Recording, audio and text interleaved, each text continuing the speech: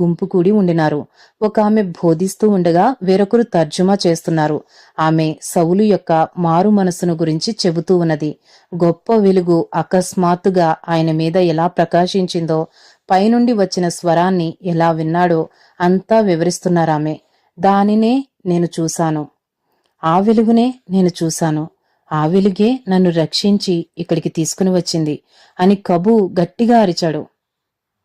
తాను మరణం నుండి ఎందుకు కాపాడబడినాడో, అడవిలో అద్భుత రీతిగా ఎందుకు నడిపింపబడినాడో కబూకి ఇప్పటి వరకు అర్థం కాలేదు. కాని ఇప్పుడు తనకు అర్థమవ్వడము ప్రారంభమైంది.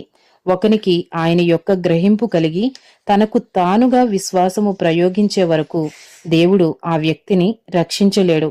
కాని కొన్నిసార్లు దేవుని హస్తము ఆయన గురించి తెలియని వారిని కాపాడి వారిని స్వస్థపరుస్తుంది. ఒక్కొక్కసారి విశ్వాసుల ప్రార్థనకు జవాబుగా గాని